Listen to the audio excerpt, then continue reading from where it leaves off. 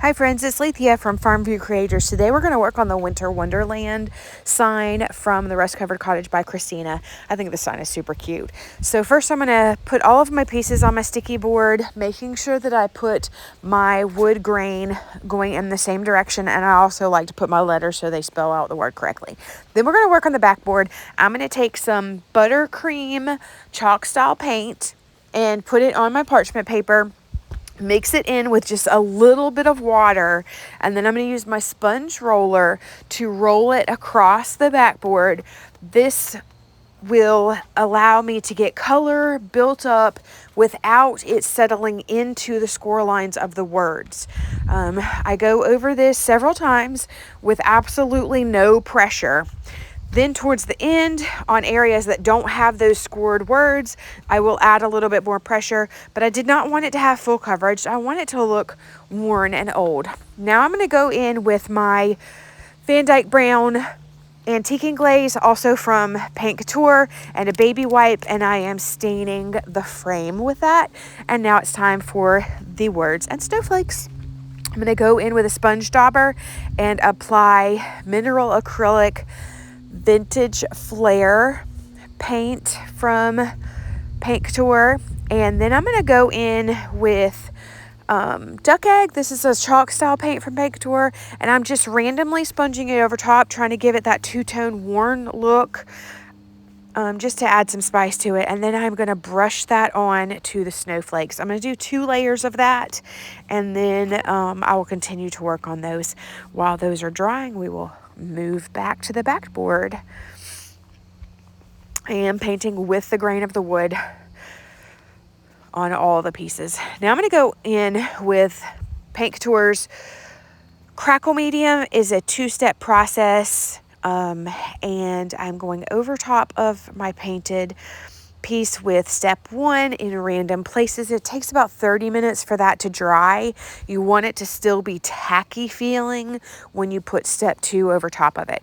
So I'm putting on that second layer on my snowflakes.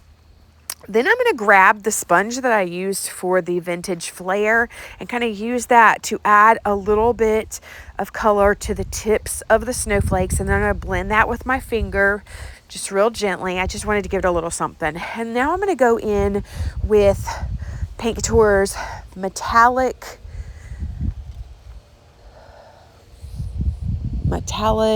sheer metallic, I think it's called. This one is in the color Sheer Bliss. I brushed that across with a fan brush, and then I splattered it across the words. And I just gave it just that little sparkle that it needed to be snowflakes. Now I've had plenty of time has passed, and I'm going to go back in and put step 2 of the crackling medium on top of those spots. I did have to kind of play with the light to be able to see where I had applied it. And then you don't want to brush multiple times over the same spot. You want to be quick about it, and then you want to put that aside. It can take a while for that to dry, but your crackle will show up in just a few minutes. So while that's drying, we are going to distress the letters and the snowflakes with Debi's DIY Dark Wax and the brush that is dedicated just for that. It's a cheap stenciling brush from Amazon. Then I'm going to go over top of that with my favorite top coat, Dead Flat from Paint Couture.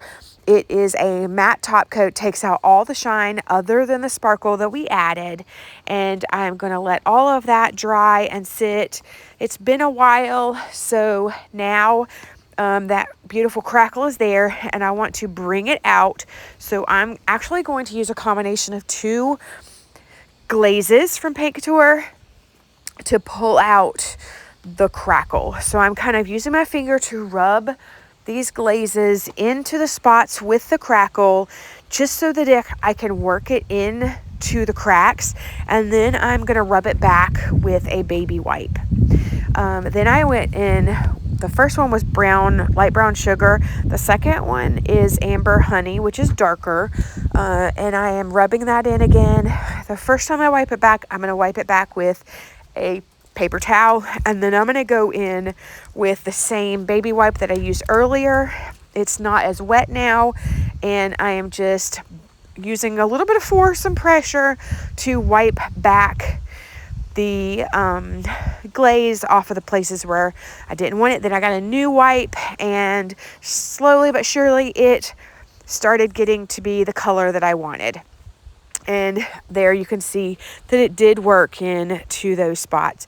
Just going in with that paper towel that still had a little bit of the glaze on over top of those spots. And now I'm going in with my Debi's DIY Dark Wax just to enhance the whole board.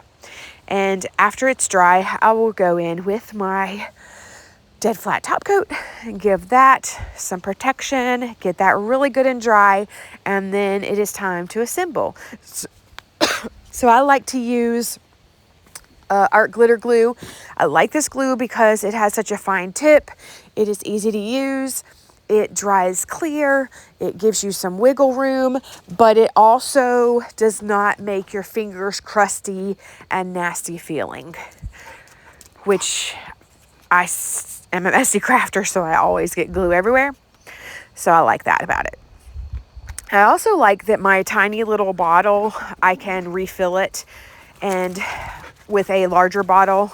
And there you go. I love how it turned out. I hope you do too. If you liked this video, be sure to like and subscribe. Thanks for watching. See you soon.